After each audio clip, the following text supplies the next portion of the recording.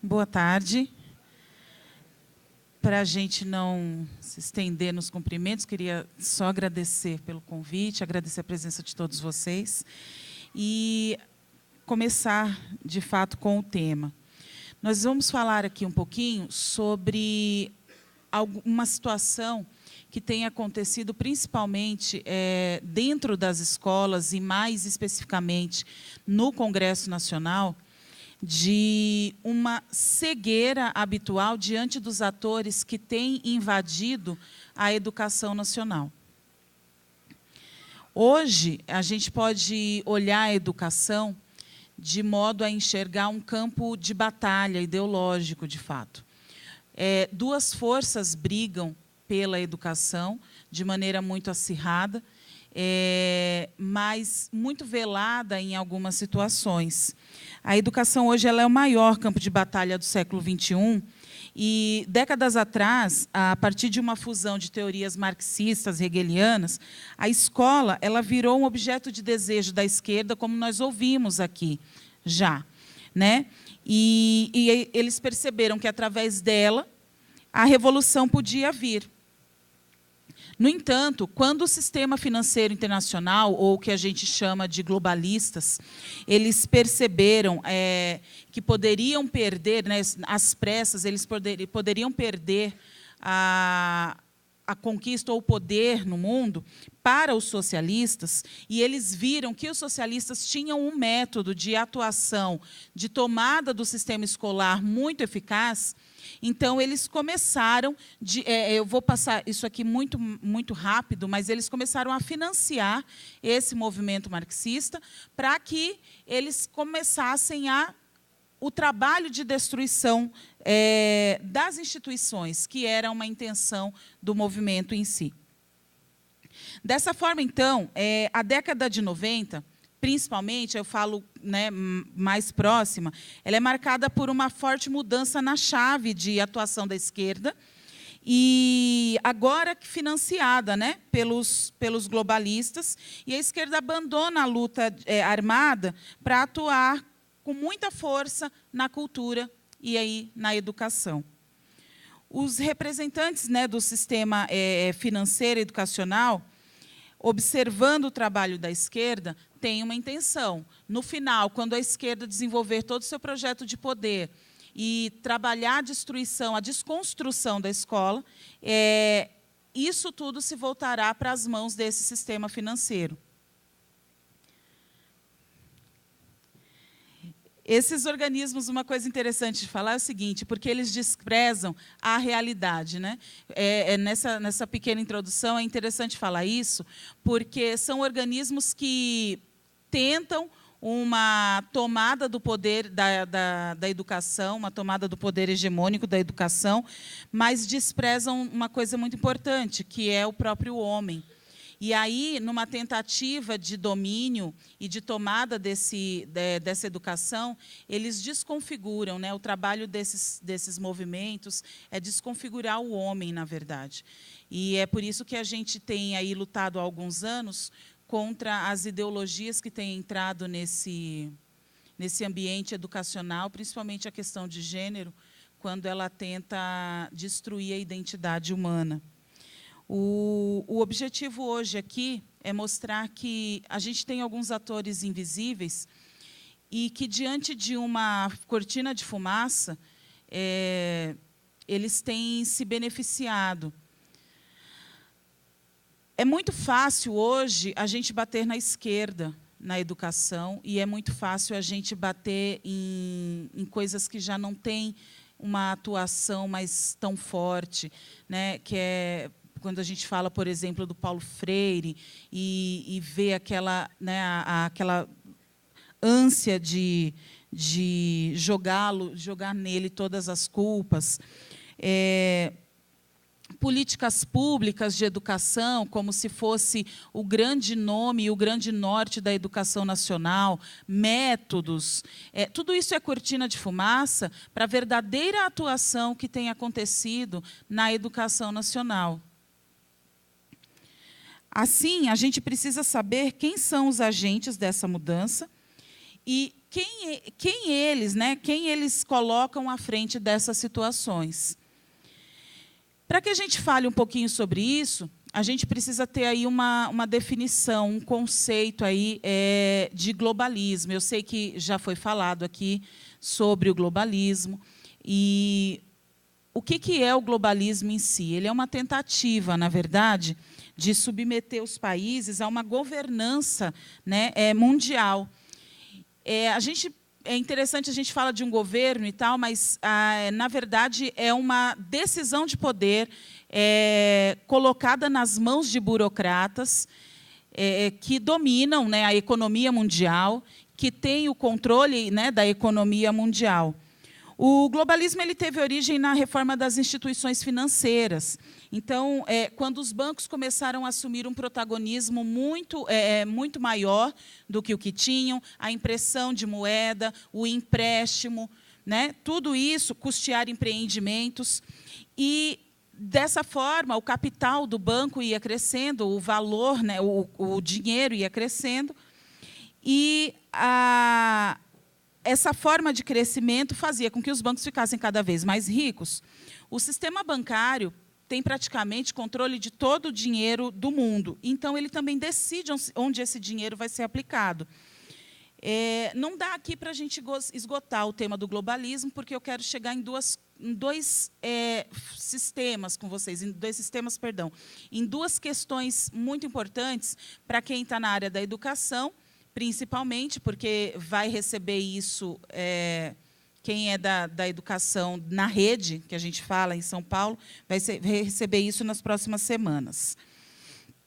A gente vai usar aqui uma definição de globalismo, um conceito utilizado pelo Felipe Martins, que é o assessor para assuntos internacionais do presidente da República, e ele conceituou o globalismo como a tentativa de instrumentalização político-ideológica da globalização com a finalidade de promover uma transferência do eixo do poder decisório das nações para um corpo difuso de burocratas, cosmopolitas e apátridas, que responde não às comunidades nacionais de eleitores, mas a um restrito conjunto de agentes de influência com acesso privilegiado a esses burocratas, o que, no limite, significa a substituição das democracias liberais representativas por um regime tecnocrático e pouco transparente, no qual o poder decisório está concentrado nas mãos de alguns poucos privilegiados. Isso é muito o que a gente consegue acompanhar, e eu acho que uma das situações muito mais próximas do que a gente tem visto é esse burburinho por causa da Amazônia, por exemplo, e alguns burocratas da Europa tentando se meter num assunto que é de assunto exclusivo nacional, do Brasil. E essa tentativa de burlar e derrubar a soberania das nações é uma das características principais daquilo que a gente chama de globalismo. Um dos expoentes, né, um dos catalisadores desse sistema, desse movimento, dessa ideologia, é o próprio Banco Mundial. O Banco Mundial ele é um ícone, né, do mercado financeiro e ele tem agido efetivamente na educação. Um exemplo disso é que ele capitaneou as conferências pela educação, né, principalmente no ano 2000, começada ali pela Unesco, na década de 90, em 1990, mais especificamente, e começou a capitanear e a difundir essa questão da educação para todos, inclusive com um relatório gerado tanto no ano de 90 quanto no ano de 2000, com metas para que os países pudessem cumprir na questão educacional. O que eles pretendiam, basicamente, era derrubar a ideia de que se tinha de analfabetismo no Brasil. Então, no Brasil e no mundo. Mas eles precisavam acabar com o analfabetismo e fazer com que todo mundo terminasse o ensino básico. Se não houvesse, por exemplo, todo mundo, 100% das pessoas terminando o ensino, não haveria, e aí a gente vai fazer algumas inferências, não haveria como ter uma nova ordem mundial, não haveria como ter um novo sistema de ensino ou um novo sistema educacional. E não tem como ter globalização da economia, se não está todo mundo no mesmo patamar e fazendo as mesmas coisas. Se você tem uma massa enorme de analfabetos, a economia, nessa nova ordem, nesse novo arranjo, ela não funciona. Não tem, né, você não tem como colocar todo mundo para concluir o ensino básico, querendo... desculpa, todo mundo tem que concluir o ensino básico, querendo ou não querendo. E aí a gente tem uma participação aqui no Brasil muito importante do Paulo Renato Souza. Foi ministro da Educação, do Fernando Henrique Cardoso, e ele, né, a partir dessas teorias do Banco Mundial, principalmente, e do documento Educação para Todos, do relatório, ele teve um insight, e aqui no Brasil ele criou o que foi conhecido como Fundef, né, e com a ideia de fazer com que todos tivessem educação. Era uma redemocratização do ensino, uma universalização deste ensino, e que todos tivessem de concluir o ensino básico, né? Acabar com o analfabetismo. Uma das coisas que eu sempre tendo a pensar é que, quando eu vejo essas grandes corporações e essas grandes fundações investindo loucamente na erradicação do analfabetismo, penso exatamente numa coisa: eles estão preparando o terreno para aquilo que, de fato, eles querem fazer. Então, quando se fala, por exemplo, que tem alguns institutos trabalhando pelo fim do analfabetismo no Brasil, uma coisa interessante de pensar é o seguinte: por que eles estão colocando dinheiro para acabar com o analfabetismo? É tudo bondade? Se eles têm aí uma necessidade de massificar a educação, talvez a bondade não esteja tão enraigada assim. Depois do Banco Mundial, que começa esse trabalho de economização da educação, então, existem aí algumas teorias econômicas que passam a vigorar. Então, desde a década de 40 e 50, mais especificamente desde a Escola de Chicago, a educação ela tem sofrido influência dessas teorias econômicas.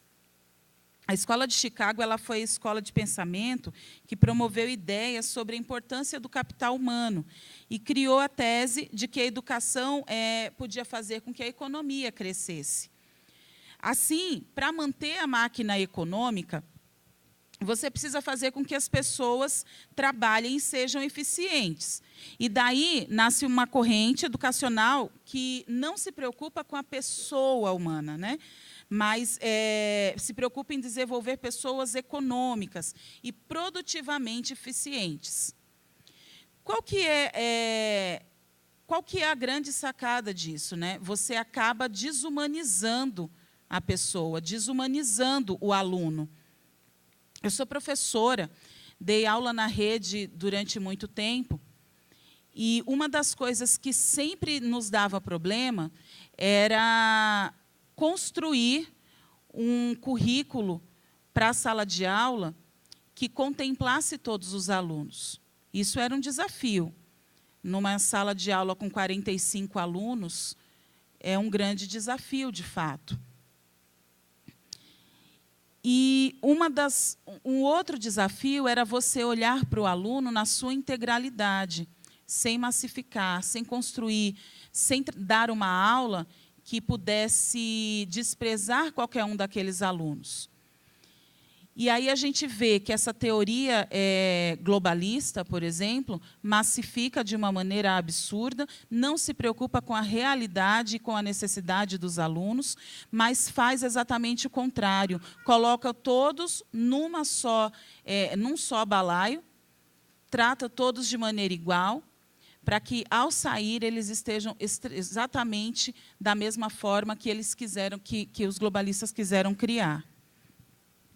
E é muito fácil assim, a gente pensar, por exemplo, numa centralização que é feita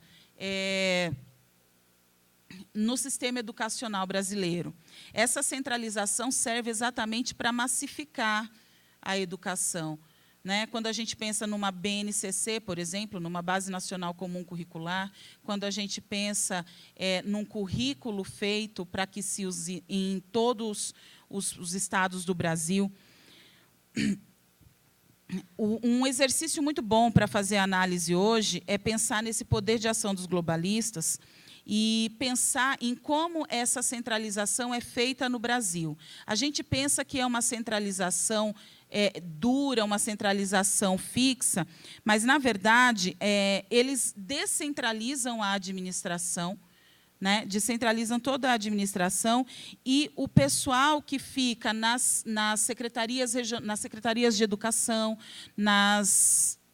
nos conselhos regionais, eles têm autonomia para fazer certas coisas, porque a centralização, na verdade, não é administrativa, mas ela é de conteúdo, ela é de um sistema, por exemplo, de avaliação.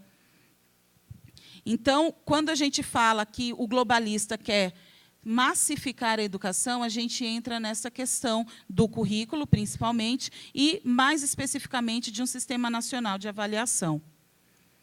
O que a gente tem hoje como meta, e dos globalistas principalmente, é uma mudança na chave do conhecimento. Então, hoje, a gente não trabalha mais a construção do conhecimento ou o ensino do conhecimento. Nós trabalhamos hoje com o que eles chamam de habilidades.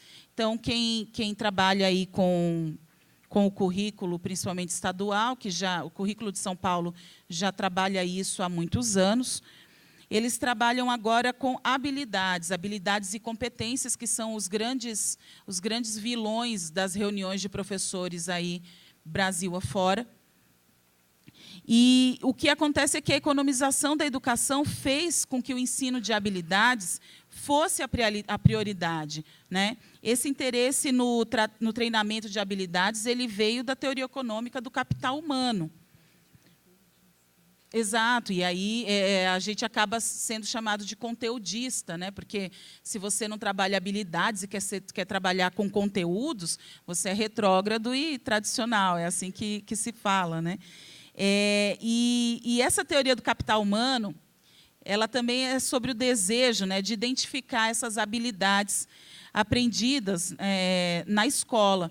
Então, eu não sei se vocês todos já viram como que elas são tratadas, e aí eu tenho uma competência da área 7, e cada competência tem algumas habilidades relacionadas a ela. Então, por exemplo, isso daí, eu não consigo ver aqui, mas a gente tem aqui as habilidades de 21 a 24, e nessas habilidades tem diferentes verbos para que o aluno desenvolva. A gente precisa desenvolver esse tipo de habilidade no aluno. Na verdade, não interessa qual é o conteúdo. Não interessa se ali eu estou falando de um texto narrativo, não interessa se eu estou falando de um texto literário, se eu estou falando... Não tem problema o conteúdo. O que importa é desenvolver no meu aluno aquelas habilidades. E são habilidades, por exemplo, que são usadas em outras disciplinas. Porque uma das características do currículo em São Paulo, por exemplo, foi a interdisciplinaridade e multidisciplinaridade. Então, uma habilidade que eu trabalhasse nas linguagens e suas tecnologias, porque é assim que a gente chama, também poderia ser trabalhada na aula de história, porque não é o conteúdo que importa, é a habilidade. Isso daí é como se fosse um botãozinho que a gente aperta para treinar o aluno. O aluno ele é alguém que a gente vai treinar. Então, não interessa. Se eu, por exemplo, eu sou professora de língua portuguesa, Fernanda é professora de história, então nós combinamos lá na sala dos professores que nós vamos trabalhar a competência 7 e as habilidades 21. Qual é o texto? Qualquer um. Qual é o conteúdo? Qualquer um. O que vai ser testado no meu aluno ao final do ano, ou no SARESP, que é uma avaliação externa de São Paulo, ou no Enem, não é o conteúdo, é a habilidade. E se é só a habilidade que ele está sendo, né, ele só está sendo treinado para ter habilidade, o conteúdo é dispensável, então eu não estou ensinando. Eu não estou ensinando. Eu estou formando um robozinho. É isso que está acontecendo. Então, essa mudança na chave, né, da forma de se educar, de parar de trabalhar com conhecimento, ela vem a partir de uma teoria econômica. E essa teoria econômica é a chamada capital humano. Olha, assim, eu acho que, em últimas palavras, é literalmente o mercado de trabalho moldando o aluno, moldando a educação. É aquela carne amaciada mesmo para eles mesmos. Acho que a analogia é exatamente essa. Dito isso, eu queria falar agora sobre os instrumentos, né? Alguns instrumentos, alguns atores que trabalham sorrateiramente, outros nem tanto, nessa desconstrução da educação, principalmente da educação nacional. De manhã, a Patrícia falou um pouco sobre o Fundeb. O Fundeb, né, o Fundo Nacional de Desenvolvimento da Educação, que é o FNDE, ele trabalha aí com um fundo de manutenção e desenvolvimento da educação básica. Esse é o Fundeb. O que é o Fundeb? O Fundeb são 27 fundos, cada estado e o Distrito Federal tem o seu, e este fundo, como que acontece o repasse? A partir de impostos, principalmente, na sua maioria, que são colocados, depositados neste fundo. Este fundo tem como prioridade a educação básica, e nessa educação básica, de acordo com a legislação, precisa ser, no mínimo, 60% destinado ao pagamento de pessoal. Uma das coisas interessantes, antes de entrar no mérito aí do Fundeb, é dizer o seguinte: todas as escolas que têm recursos insuficientes recebem aí o repasse do Fundeb. Ora do Estado, quando insuficiente do Estado, também o da União. A quantidade de fraudes que se identificou no Fundeb nos anos de 2016 até 2018 é muito maior do que a quantidade de fraude quando iniciou o Fundef, que foi o primeiro Fundeb, assim, por assim dizer. Um dos casos mais emblemáticos foi o de uma diretora de escola, que, com o dinheiro do Fundeb, comprou 2 televisões, uma para a escola, outra para ela. E não há uma forma de fiscalização séria desse dinheiro. Não existe. Hoje, o TCU tem se reunido, Tribunal de Contas da União, tem se reunido para avaliar uma forma melhor de fiscalizar esse tipo de repasse, fiscalizar o destino desse dinheiro. No Congresso Nacional, são mais de 170 projetos de lei falando sobre o Fundeb. São mais de 170. Mais de 170 projetos de lei querendo destinação dos recursos do Fundeb, mexendo na destinação dos recursos do Fundeb. E o Fundeb, no fundo, serve para quê? De certa maneira, pode ser considerado bom se você tem um município que não tem como arrecadar nada. E a educação ali, a gente sabe, principalmente quem é professor sabe disso, que em inúmeros lugares do Brasil existem municípios que não têm nenhuma estrutura para a escola. Nenhuma estrutura. A gente não vai cair naquele discurso de senso comum para dizer que com mais dinheiro melhora a educação. Não é isso. Mas a gente também não pode tapar os olhos e ver que a realidade exige uma ajuda de custo, exige um financiamento do município, exige, às vezes, um recurso da União. O Fundeb, em geral, ele serviria para isso. Acontece que nós temos agora, no Congresso, está agora na Câmara dos Deputados, uma PEC, a PEC é a PEC 15 de 2015. Esta PEC, proposta de emenda constitucional, ela prevê que o Fundeb seja tornado permanente. O Fundeb hoje ele é decenal. Então, ele vence agora, né, nos próximos anos, e eles querem, antes desse vencimento, transformar o Fundeb em recurso permanente. O problema de tornar o permanente é que ele pode ser também um objeto de centralização, de controle, de chantagem.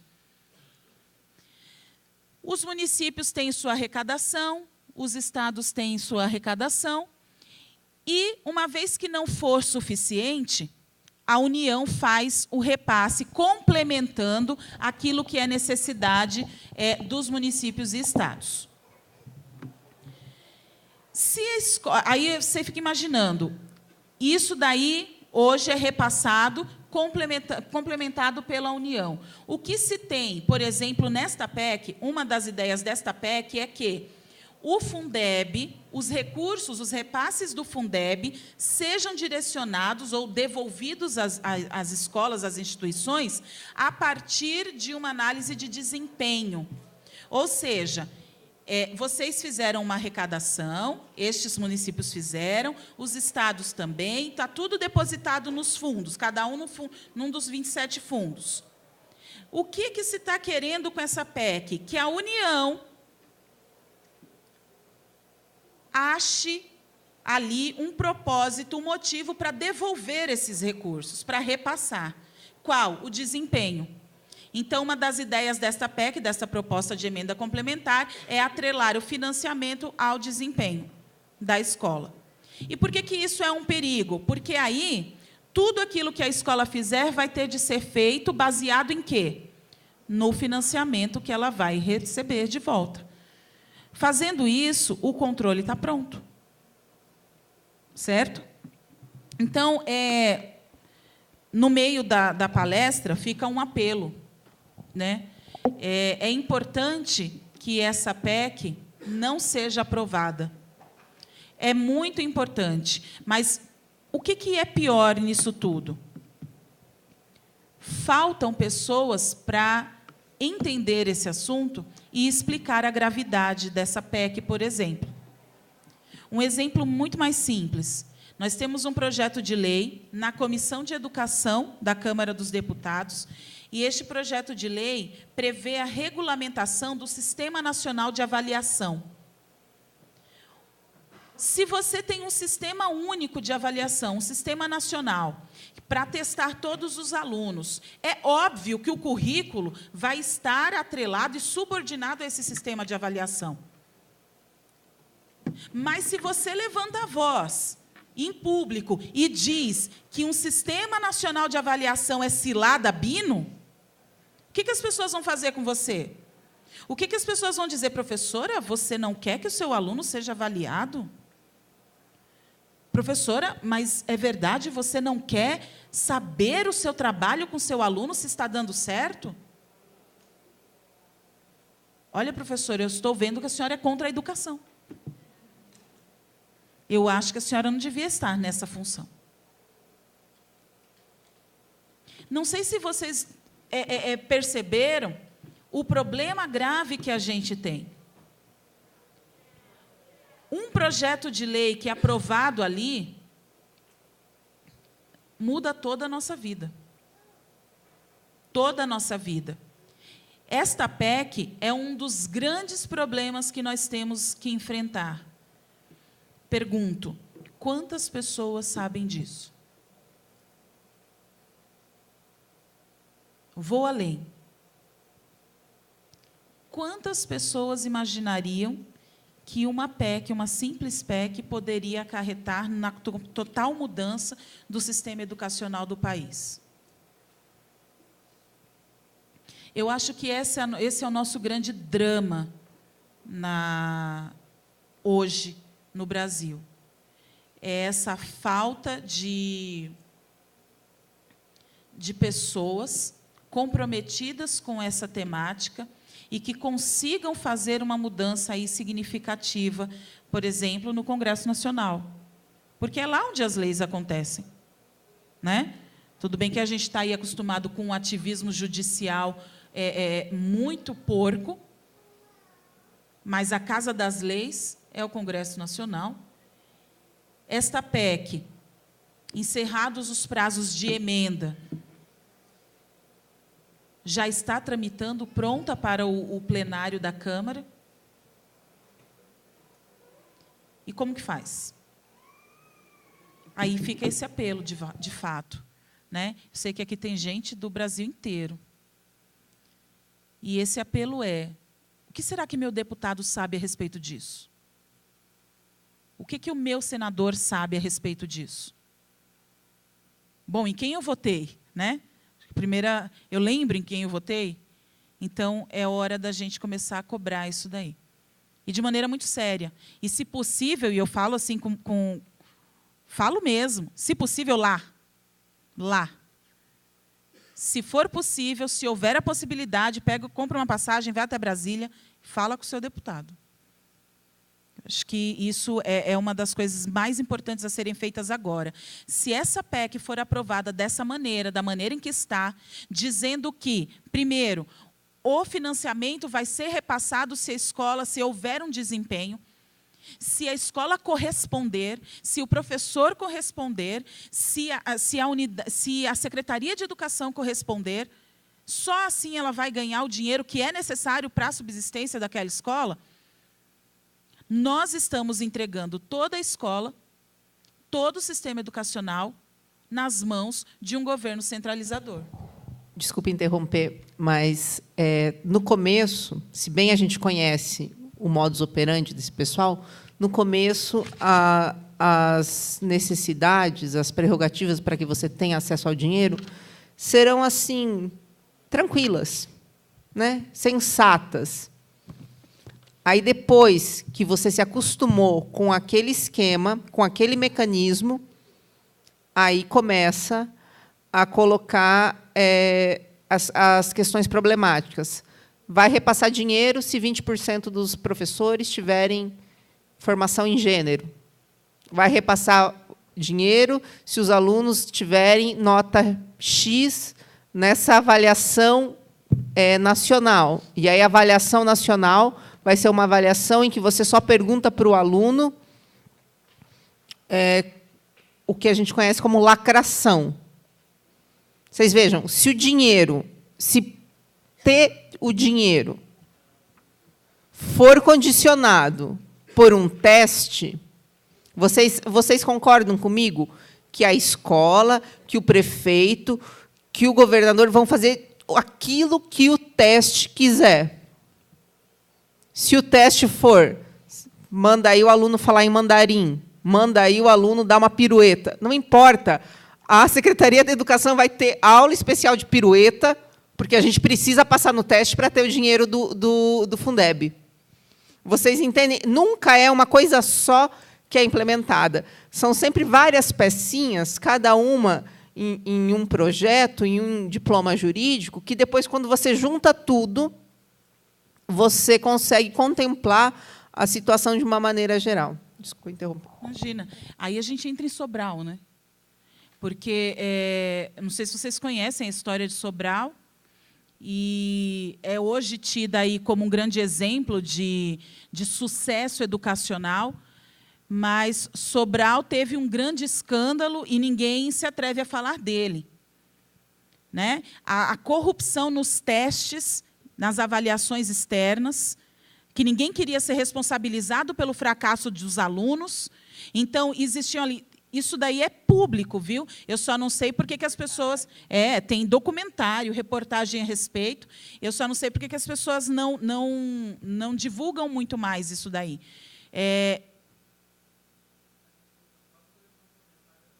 Sim.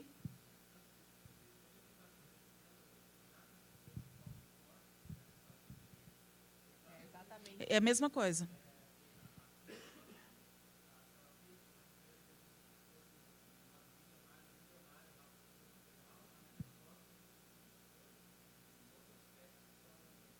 padronizados.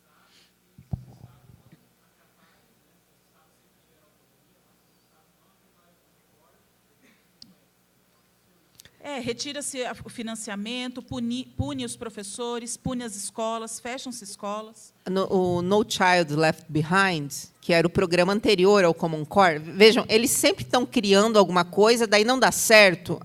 Primeiro, é um fracasso porque é fundamentado em princípios que são equivocados. Então, vai fracassar mais cedo ou mais tarde. Então, quando fracassa, o que eles fazem? Mudam de nome. Quando as pessoas se levantam, batem de frente e enterram aquela proposição legislativa ou mesmo programática, eles dão um tempo, esperam as coisas arrefecer, muda de nome e coloca lá. Então, você tem o Race to the Top, dos Estados Unidos, aí depois você vai ter o No Child Left Behind, que era um programa que fazia com que, realmente, você fechasse as escolas que tivessem notas baixas durante um determinado ano.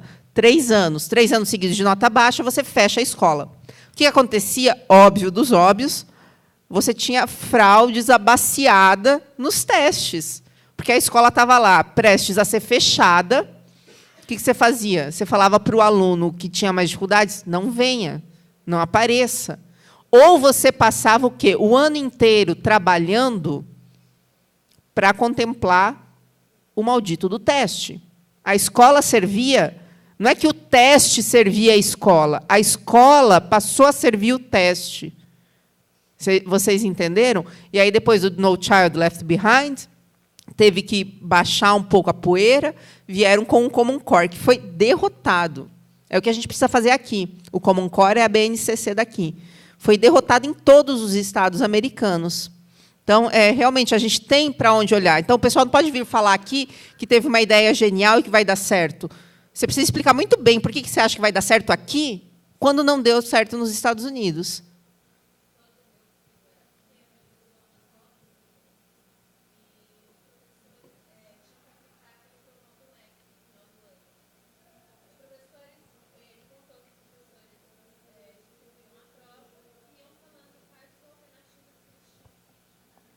Sim. Isso é Sobral. Isso é Sobral. Aconteceu exatamente isso e aconteceu de uma maneira muito pior. Alunos que tinham dificuldades cognitivas, eles foram tirados da sala de aula enquanto os professores faziam as provas. E aí, de repente, eu acho que isso é uma surpresa para todo mundo, Sobral começou a ter os maiores índices de avaliação. Todo mundo ficou surpreso, mas como? Que você salta dessa maneira? E hoje, esses atores, por exemplo, a Fundação Lehman, por exemplo, o Instituto Natura, o Instituto Ayrton Senna, usam Sobral como um grande exemplo de sucesso educacional. Mas ninguém tem a coragem, a hombridade de dizer que foi uma fraude. Mas também aí tem uma outra coisa. Você subordina o seu currículo a um teste, e esse teste te traz determinados benefícios, gente, mas é óbvio. Quem é que vai querer ficar sem esses benefícios? Quem é que vai querer o ônus do fracasso? Quem que vai querer? Você vai querer? Você tem tua turma. E hoje, quem está dentro do sistema educacional lá, né, como o pessoal mais progressista gosta de dizer, no chão da escola, quem está lá no chão da escola sabe muito bem que uma classe, uma sala de aula é extremamente heterogênea. Uma sala de aula precisa de uma atenção redobrada, mas você não tem porque são 50 minutos de aula. As pessoas têm uma dificuldade muito grande de olhar para a realidade da educação no Brasil, porque ficou tudo muito glamourizado. É só você falar que precisa de mais dinheiro, mais financiamento, ou é só você olhar para a menina que vem não sei de onde, tal Malala, que fala de educação, que pronto, a educação se resolve por isso, por maioria dos votos. E não é assim. Não é assim. Uma sala de aula tem uma complexidade como se fosse o Brasil inteiro. Eu dei aula no ensino fundamental e ensino médio, ou seja, do 6º ano ao 3º ano do ensino médio. Gente, eu pegava alunos no primeiro ano do ensino médio analfabetos. Eu não estou dizendo analfabetos funcionais, eu estou dizendo analfabetos, que tinham vergonha de mim porque não sabiam escrever o próprio nome.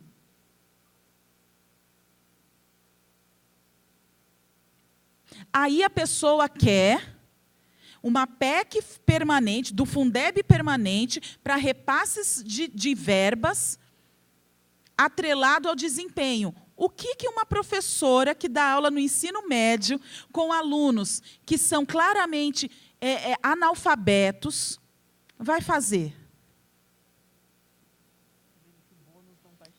Pois é, em São Paulo, a gente tem a bonificação por resultado, né? E o que é isso? O aluno faz a prova do SARESP, que é uma avaliação externa, que é para os finais de ciclo, né? Então, para o 5º ano, depois para o 9º ano, para o 7º ano e depois para o 9º ano.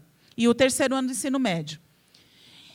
A partir dessa nota, a escola tem um índice para bater. Se a escola bateu e passou esse índice, a escola ganha aquilo que se chama de bonificação por resultados, ou bônus, né? É o maravilhoso bônus. A gente ganha 9,20 por hora a aula, mas quando vem o bônus, né? Que maravilha! 9,20, eu não estou brincando. 9,20 é o ensino médio, o ensino fundamental é 8,90. Eu não estou brincando. Como eu não estou na rede a mais agora, então não sei se aumentou de fevereiro para cá. Mas até lá era isso. Mas aí tem um bônus. O professor ele tem de aplicar o SARESP, essa avaliação, que é a mesma coisa que o Enem. O SARESP é um Enem reduzido, regional. Tendo um bom índice, alcançando o desempenho, aí vem a bonificação por resultado, que não olha só o teste, tá? Em São Paulo tem ali uns fatores, então, evasão, frequência, enfim. Mas o mais importante é a nota do SARESP. Existem escolas que estão em primeiro lugar desde quando começou o SARESP.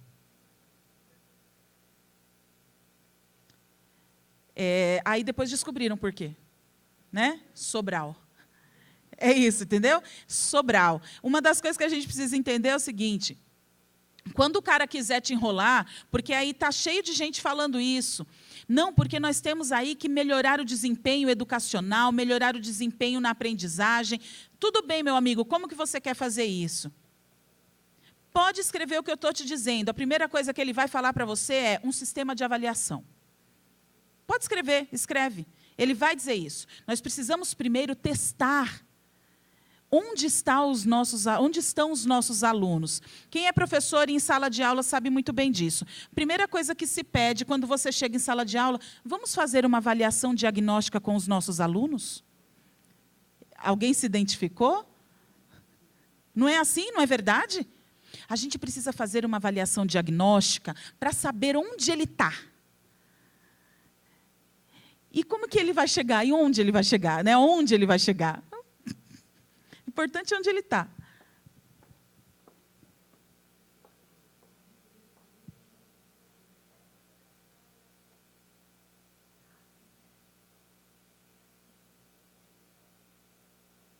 Existe.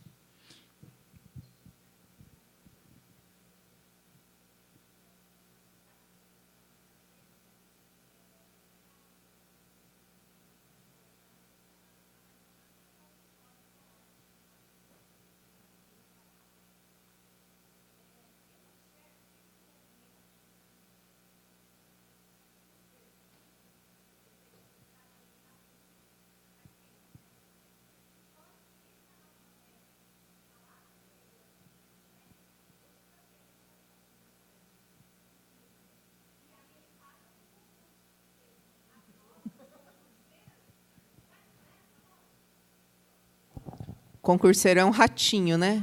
É.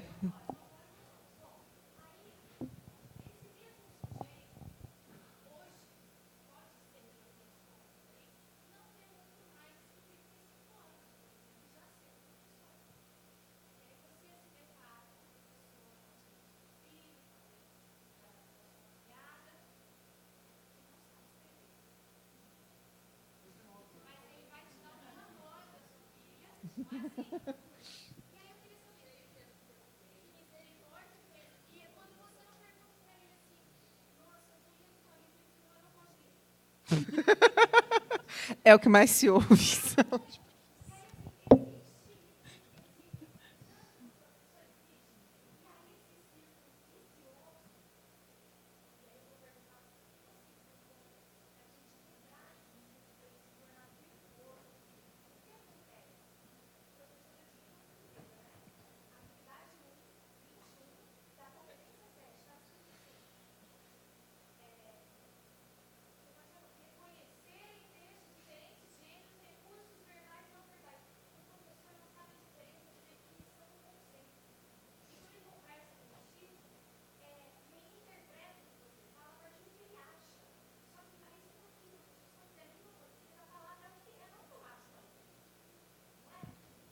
Olha, bom, mas a primeira coisa é a seguinte: bem-vinda ao mundo onde gênero é diferente de sexo, mas, ao mesmo tempo, é a mesma coisa, e eles tentam te enganar dizendo que gênero é sexo, mas que gênero, na verdade, é construção social e sexo é biológico. Dá para entender alguma coisa? É isso. Então, não, aí é... aí é uma... Sim. Existe uma subversão também na língua, e a gente precisa também lembrar disso. Acho que foi quem que falou isso ontem? Não sei se foi o Alan, mas da subversão da linguagem, um trabalho de revolução cultural e de revolução linguística. Isso é importante. Mas um professor que não consegue entregar um relatório, ou que entrega um relatório mal feito, é um professor que foi mal formado, sim. Né? Eu digo assim, com bastante propriedade, por experiência.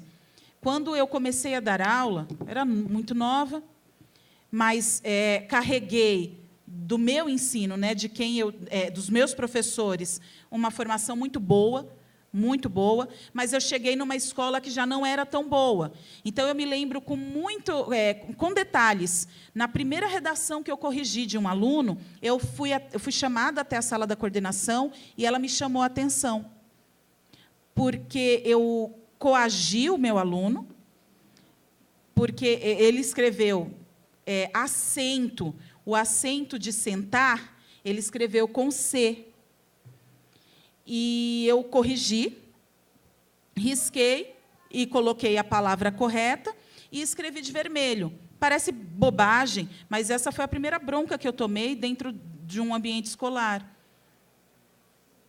Então, você imagina que hoje, por exemplo, as disciplinas de didática, eu fiz letras, eu não fiz pedagogia, mas eu tive 2 semestres de didática e tive um semestre de gramática. E eu tive um semestre de gramática que eles chamam de gramática gerativista. Não tinha gramática, não tinha sintaxe, não tinha morfologia, não tinha nada disso. Então, nas faculdades, letras, esquece. Então, você imagina que, se você está trabalhando agora com uma educação que não foca no conteúdo, ela foca nas habilidades que o aluno deve ter, por que você precisa aprender morfologia, morfossintaxe, por exemplo? Né? Então, para quebrar isso, a gente precisa se levantar, de fato, né? Se levantar. E a gente aceita, não aceita? Porque, por mais que a gente fique muito nervoso, ou, meu Deus, essa professora não sabe escrever e está dando aula para o meu filho, o que a gente pode fazer, concretamente? Ô, dona diretora, expulsa essa mulher daqui? Aí a diretora faz igual, ela também não foi formada para isso. Né? Eu tendo a não procurar, lógico, né? Não é corporativismo, mas os professores são mal formados. Eles são muito vítimas também. Eu acho que é um olhar também, é um olhar real, mas é também um olhar de misericórdia, porque os professores são vítimas de uma má formação. Só que aí eu vou até falar disso, eu não sei nem quanto que eu tenho.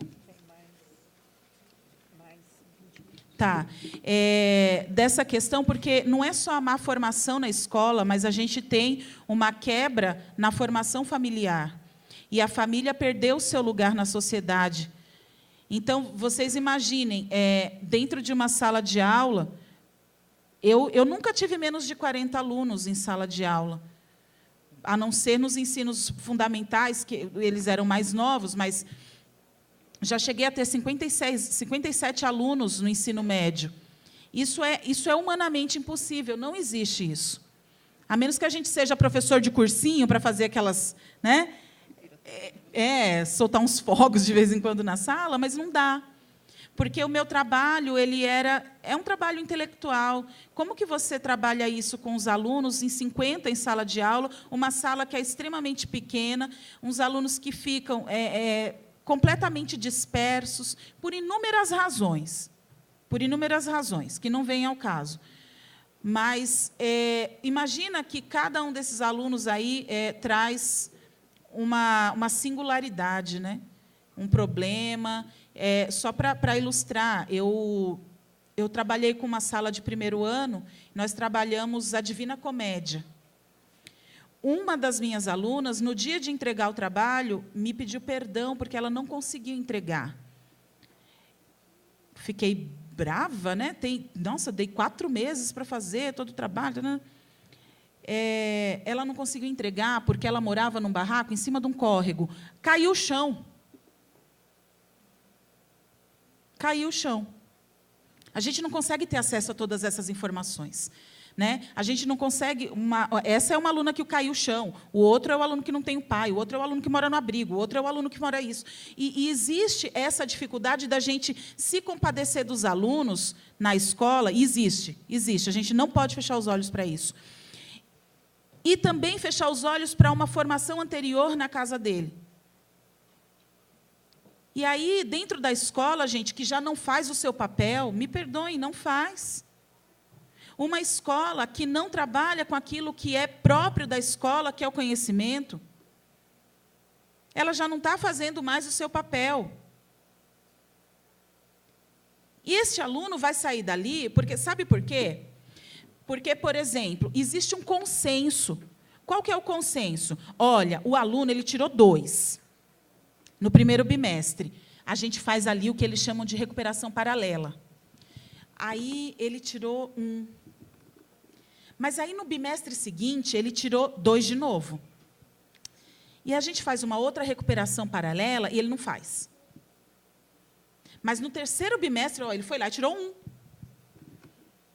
E depois, quando faz a recuperação paralela, ele não faz também.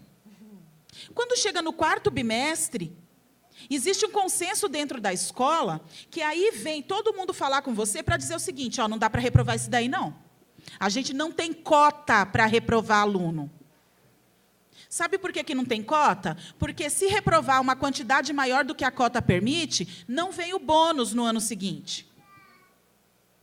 A escola fica sendo chamada de escola prioritária. Certo? E aí fica lá todo mundo. Não, mas então, não tem nenhuma lei que me obrigue a dar 5 para esse aluno. Não tem, mas se você não colocar, a gente coloca. Porque tem poder, exato. E aí eu falo aí, fica naquela balela, nós temos uma gestão democrática, não tem gestão democrática nenhuma. Mentira, tem gestão democrática nenhuma. Dentro da escola, o professor é aquele carinha que aperta o botão da lousa branca para o aluno ler o que já está escrito, que já veio escrito de sistema apostilado. É mentira? Nas escolas de periferia, não, porque não tem lousa branca. Mas é isso. Aí, o aluno, no último bimestre, ele vai tirar 3,5. E aí eles vão falar que eles vão aprovar, porque, a despeito da nota dele ter sido ruim, ele mostrou que ele está melhorando. Então, assim. Eu fui chamada também, porque eu tinha muita nota vermelha, porque eu dava, mas não estava nem aí. E aí, como eu já ia sair da rede estadual e ia para a rede municipal, eu falei assim, não, eu não vou mudar, não. Dane-se, não vou mudar. E não mudei a nota. Mas é o terror no final do ano, nas reuniões de professores. Essas coisas não saem É o terror, porque não pode ter, não pode reprovar. E por que não pode reprovar? Porque, desde a gestão Paulo Renato de Souza, no MEC, e principalmente as gestões tucanas aqui em São Paulo, o modelo globalista é esse. Você quer olhar para o modelo globalista, você olha para São Paulo. São Paulo, aqui é onde eles conseguiram implementar apostilinha, competência e habilidades. São Paulo is the new MEC, né? E é da onde está saindo tudo isso e indo para a questão nacional.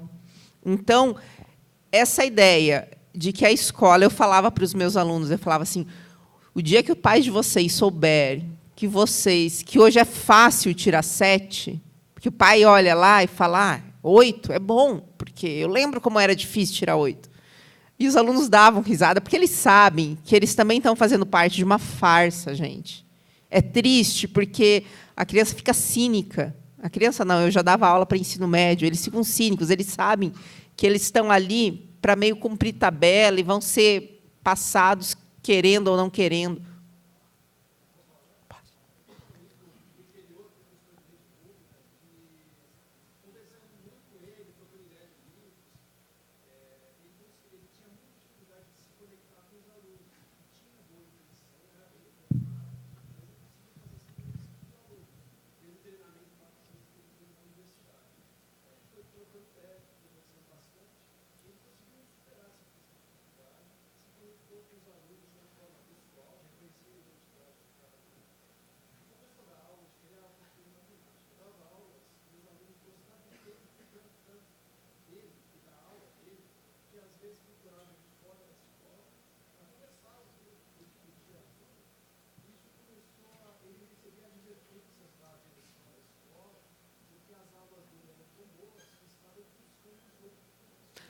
Mas é sempre assim. E outra coisa, a gente falou da escola aqui. Para mim, o princípio que eu sigo é que a escola é uma instituição primária. Quando a gente pega aquela divisão do Kingsley Davis, ele divide instituição primária e instituição secundária. Instituição secundária é aquela em que você é um númerozinho só, né? E a primária é aquela em que você importa por aquilo que você é, por quem você é. Então, é a família. Não existe substituir o meu filho. Você perdeu seu filho? Vem aqui, está aqui esse outro. Eu nunca vou deixar de amar o meu filho, a minha mãe, o meu pai, o meu esposo. E a escola, me desculpem, a escola precisa ter essa tinta, essas pinceladas de instituição primária, em que a criança é respeitada na sua singularidade, nas suas peculiaridades. Não estou falando que não tem que ter ordem ou que não tenha que ser realmente um espaço formativo. Mas a escola, como falou lá o princípio que eu mostrei, não é uma repartição pública. É na repartição pública que a gente é a 100 a 57, que a gente é o CPF número tal. Não, a escola não é o lugar para alunos virarem numerozinhos. E aí você vê que o sistema marxista faz das crianças numerozinhos, são um militantezinho para a revolução. O sistema globalista também faz. São fonte de trabalho, fonte de mão de obra. E o que sobrou no vácuo, que são essas instituições privadas, mas que olham para a escola procurando meramente o lucro, elas também vão precisar lidar com o aluno como se ele fosse só um número. E aí elas conseguem ter cursinho com 200, 300 crianças, 300 adolescentes ali, para aprender quase nada, de verdade. Ele aprende a decorar alguma coisinha ou outra. A escola precisa voltar a ser um braço da família, e, sendo o braço da família, ela é necessariamente primária, onde o professor é exemplo para o aluno, onde o aluno é amado pelo professor. Mas, se você fala isso daí hoje, num curso de pedagogia, vão descer o sarrafo em você. E aí você vira seguidor do Gabriel Chalita, entendeu? Não tem... Aí não dá. Mas, retomando essa questão, principalmente na questão do currículo, então, a gente tem aí uma outra questão, né, que é a BNCC. A gente falou da PEC do Fundeb, que é questão gravíssima que nós temos aí de enfrentar. E temos a BNCC.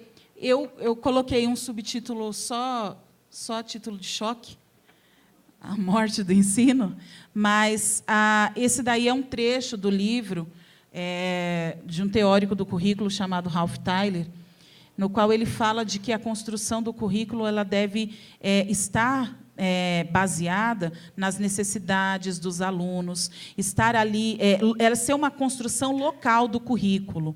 O que é a BNCC, se não o contrário disso tudo? A BNCC, eles dizem que não, mas é um currículo único, completamente detalhado em todas as disciplinas, que vai servir para o menino lá do Acre, como para a menina lá do Recife, como para outra menina lá do Rio Grande do Sul. Sem levar em consideração as reais necessidades desses alunos, da comunidade. Quem fez, por exemplo, vestibular alguns anos atrás, eu sei que tem um ali que fez lá no Paraná, então o vestibular não era unificado, né? Não tinha essa coisa unificada que tem hoje, então você tinha de estudar os rios e afluentes do Paraná. Os peixes que davam no Paraná. Então, assim, é diferente. Só que a BNCC, ela massifica tudo, que também é um problema de métodos, né, gente? Eu não sei aí, quem tem mais de, sei lá, de 35 anos, talvez, teve uma alfabetização muito focada e tranquila. É muito difícil, as pessoas que estudaram lá na década de 70 até década de 80, essas pessoas que estudaram serem analfabetas, ou que pode ser chamado de analfabeto funcional, né? Não estou falando de pessoas que foram privadas do estudo, tá? Falando das pessoas que estiveram dentro da escola. É muito difícil você encontrar pessoas nessa situação. Eu acho que é quase impossível. No entanto, se você olhar a partir dos anos 2000, por exemplo, o índice de pessoas que estiveram na escola, que estudaram, que receberam um diploma, o índice de pessoas nessa situação com analfabetismo funcional é gigante. É gritante. Né? Então, uma das questões da BNCC, que hoje eu falo, ela é um currículo, ela é hoje legal, obrigatória, tarará.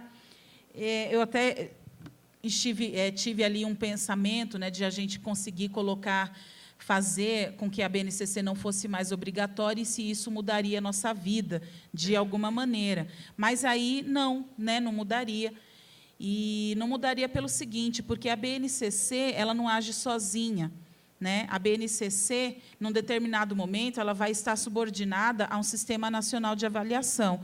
Eu, inclusive, convido vocês, né, se quiserem, né, os valores são muito baixinhos, esse daqui é uma legislação educacional, tudo que de educação educacional, né, que a gente pode precisar, tem aqui o Plano Nacional de Educação, a LDB, né? Então, essas coisas tem aqui, e o artigo 12 da Lei 13.005, que é do Plano Nacional de Educação, ele regulamenta um sistema de avaliação nacional. Esse sistema de avaliação nacional tem lá, de quando em quando ele vai acontecer, e aí vocês imaginem que o sistema quer testar o aluno, e a ideia desse teste é você fazer com que todos os alunos saiam do sistema educacional da mesma forma, iguais, massificados, essa é a palavra, né? Extremamente massificados. Então, quando a gente vê que poderia ter ali um sopro de esperança, tirando a obrigatoriedade da BNCC, você tem, por outro lado, né, na outra ponta, um sistema nacional de avaliação que amarra e que engessa o próprio currículo. Que não é nada diferente se a gente for... Eu estou falando numa questão macro, mas se a gente trouxer micro, né, para a questão micro, Sobral. Vocês têm que lembrar de Sobral. Tem de lembrar de Sobral. É assim que tem que ser. Se vocês trouxerem para uma questão micro, era um sistema de avaliação cujos materiais da cidade de Sobral estavam a eles subordinados. Então, todos os professores tinham de passar aquele tempo ensinando o que estava naquele material. Fui professora da rede de São Paulo. Como o Saresp acontecia em novembro, a gente passava o último semestre, o segundo semestre, preparando os alunos para fazerem a prova do Saresp. Ou seja, a gente desprezava o que era antigamente o conteúdo, em nome de uma avaliação que viria para poder testar os alunos. Não tem nada diferente nessa questão do Sistema Nacional de Avaliação, a não ser que ele vai ser macro, a não ser que ele vai destruir aquilo que a gente conhece como educação. Certo? 10. E aí a gente entra... Passa também? Isso. A gente entra naquilo que a Fernanda falou, e eu acho que o Danilo também falou isso, da questão do que se está fazendo, né? Qual que é o perigo disso tudo. Uma vez que a gente entendeu tudo isso que a gente falou, a gente consegue perceber, olhar para isso, ou tentar olhar para isso com um olhar sociológico, né? E ver que tudo isso, que todo esse trabalho, esse movimento na educação, é uma grande engenharia social. E o que eles estão tentando com essa reengenharia social? Tomar a educação por completo. A gente só vai conseguir impedir isso se a gente voltar com a ideia de que a escola é uma instituição primária, de fato. Mas a grande instituição primária por excelência é a família, na qual as pessoas valem pelo que são, na qual as pessoas têm valor e são amadas, e não são um número, né? Hoje, na escola, o mais difícil de trabalhar dentro da escola é saber que, por exemplo, você não consegue ir além daquilo que é o engessamento do currículo, da avaliação. Se antes a gente tinha um currículo baseado no conteúdo, e aí eu começava lá com a quinta série, o sexto ano hoje, com fonema, né? Trabalhar com as oxítonas, as paroxítonas, e depois ia para a frase, construir, né, todo o texto. Hoje eu não tenho isso. Hoje, um aluno que, ainda que não saiba ler, eu tenho que trabalhar a habilidade de compreender nele. O aluno que ainda não sabe ler, eu preciso trabalhar a habilidade de reconhecer. Então, não interessa o que a gente vai ler, interessa a habilidade que eu vou trabalhar nele, a habilidade que eu vou despertar nesse aluno. E isso é muito grave. Isso é muito grave porque isso não é educação. Isso daí é controle, é manipulação, né? Então, isso pode ser mudado, e eu acredito que sim, né, na retomada da família como instituição primária. Por que se diz isso? Porque as instituições primárias, a família, é o que impede essa massificação de acontecer, essa massificação que o sistema global, que o globalismo quer fazer. É por isso que o trabalho deles consiste em destruir a família. É por isso que nos currículos, é por isso que nas formações de professores, a ideologia de gênero é tão forte. É por isso que se fala em aborto. É por isso que agora já tem, inclusive, caderninhos dentro de algumas secretarias municipais sobre o suicídio assistido. É porque, se você destrói a família, o conceito de família, você tem uma pessoa apta para ser massificada. E se tiver êxito todo esse trabalho, nós teremos aí um avanço, e, na verdade, não só um avanço, mas uma vitória estrondosa da cultura da morte. Porque sem mais nenhum obstáculo para que ela consiga vencer. A irmã Lúcia já dizia isso também, né? Mas o último obstáculo é a família, a última guerra é contra a família. E a gente está vivendo a última guerra, de uma maneira que a gente não esperava que fosse desse jeito. A verdade é essa. E aí eu queria mostrar para vocês os atores dessa engenharia toda, de maneira muito rápida, porque a gente não tem mais o tempo necessário. Mas são alguns desses atores que trabalham dessa forma para a massificação da educação, para a globalização da educação.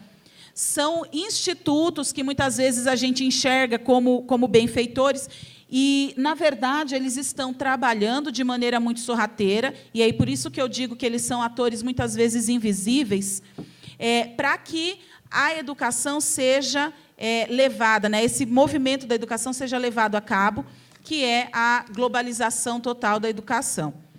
Às vezes, as pessoas perguntam, por exemplo, se a gente trabalhar com habilidades não é bom, se a gente ter pessoas formadas de maneira técnica não é bom. É claro que é bom, é muito bom, mas não é só isso. Não adianta nada você formar uma pessoa só com habilidades técnicas, mas essa pessoa não ter conhecimento algum. Ela está ali massificada, numa forma hegemônica com todos os outros. No que isso traz de benefício? Né? Nenhum. Então, esses são alguns dos atores. A Fundação Lehman é um dos atores que trabalham aí na extinção da estratificação social, ou seja, através da educação.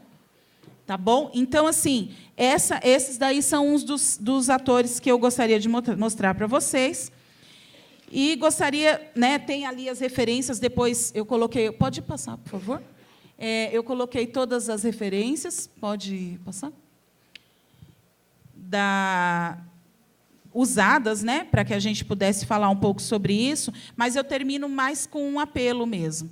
Nós temos aí um trabalho a ser feito que é de fato, ensinar as pessoas sobre essas questões, sobre esses problemas. Né? Os atores eles estão fazendo e desenvolvendo muito bem o seu papel, porque quem controla tudo isso é o dinheiro. Nós não temos o dinheiro, mas nós temos a força da verdade. E estudando e trabalhando, a gente vai conseguir convencer, né, as pessoas de que é preciso uma ação muito mais coordenada para livrar o Brasil dessa massificação da economia, dessa cilada que é um sistema nacional de avaliação, que pode fazer com que a gente entre aí num colapso educacional ainda maior e sem volta. O pior de tudo é sem volta. Muito obrigada, desculpem pelo tempo.